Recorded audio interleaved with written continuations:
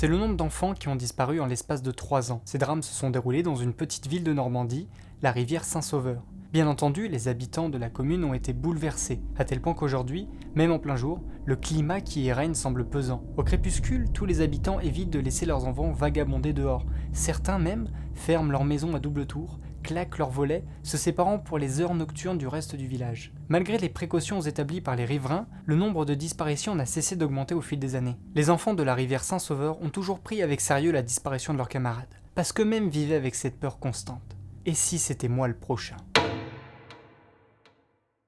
Tim joue tranquillement dans sa chambre lorsqu'une légère brise vient lui glacer le sang. Surpris par le froid qui s'est invité dans la pièce, le petit garçon se tourne vers la fenêtre de sa chambre. Celle-ci est légèrement ouverte. Le ciel est empli de pénombre, les nuages sont épais et renvoient des lueurs grisâtres. Il se lève pour la refermer. Son regard s'arrête subitement de l'autre côté de la rue. Un petit chien est assis sur le trottoir d'en face. Lorsque le regard de l'animal croise le sien, il se redresse, la gueule béante. Il tourne alors sur place en aboyant. Tim est intrigué par le comportement du chien, mais malgré ça, il referme sa fenêtre et il décide de ne pas y prêter attention. Il retourne alors près de ses jouets, mais se retrouve vite dérangé par des bruits sourds venant de l'extérieur. Tim reconnaît assez vite les pleurs de l'animal. Il fait alors demi-tour, se penche de nouveau à la fenêtre, le petit chien aboie de nombreuses fois. Tim, ne voyant personne dans la rue, est pris de curiosité. Il se dirige alors vers les escaliers, enfile une paire de chaussures, son manteau, et se rend silencieusement dans le jardin. Ainsi, il parvient à rejoindre la clôture. Le petit chien se trouve en face de lui et celui-ci se rapproche calmement. Mais à l'instant où il tend sa main pour le caresser, le chien se met à courir plus loin dans la ruelle. Avant de disparaître de son champ de vision, il s'arrête et se retourne vers la clôture du jardin.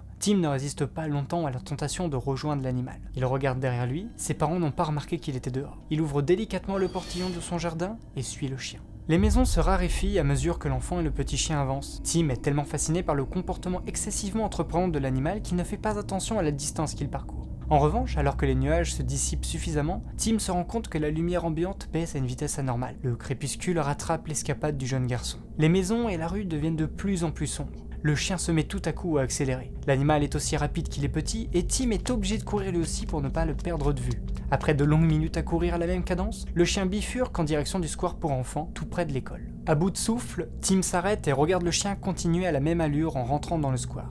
Il finit par pénétrer dans une cabane en rondin, cessant par la même occasion d'émettre ses aboiements. Tim se retrouve seul au seuil du square. L'atmosphère au sein du parc est inhabituelle, l'obscurité ayant pris possession du lieu. Un lourd silence s'installe. Seul le vent franchit la solitude, frappant avec engagement les balançoires et les jouets à ressort, laissant transcender les grincements stridents, renforçant le malaise du garçon. À cet instant, Tim aurait pu faire demi-tour, rentrer chez lui, oublier le petit chien et la lourde atmosphère qui baigne dans l'air. Mais le chien se met subitement à exhaler des pleurs, et Tim ne se sent pas capable d'abandonner l'animal. Alors, il s'approche de la cabane. À mesure qu'il avance, son rythme cardiaque s'accélère et les pleurs de l'animal augmentent. Pour une raison qui lui échappe, Tim continue son ascension et atteint l'entrée de la cabane. Ne voyant toujours rien, il appelle le chien en posant un pied à l'intérieur. Mais cette fois-ci, plus aucun bruit, aucune réponse. Tim, la gorge nouée, hésite, puis s'enfonce dans l'abri. Un noir obscur encercle le petit édifice, laissant pour seule entrée de lumière la silhouette de Tim. Un crissement, c'est ce que Tim perçoit sur sa gauche et sa droite. Il reste complètement figé. Ce désagréable son évolue, laissant à son apogée un léger grognement, long et constant. La panique commence à gagner Tim, qui entreprend de reculer d'un pas. Il trébuche en dehors de la cabane, se cognant la tête contre le haut de l'entrée. Il s'écroule sur le sol, les larmes aux yeux. Il tente d'avancer en rampant sur les petits gravats du square, lorsque les grognements difformes s'amplifient. Une masse obscure s'échappe de la cabane juste derrière lui. Celle-ci laisse apparaître d'immenses tentacules, agrippant le jeune Tim vers elle, ne laissant que le cri désespéré de l'enfant, emporté dans la noirceur de la nuit.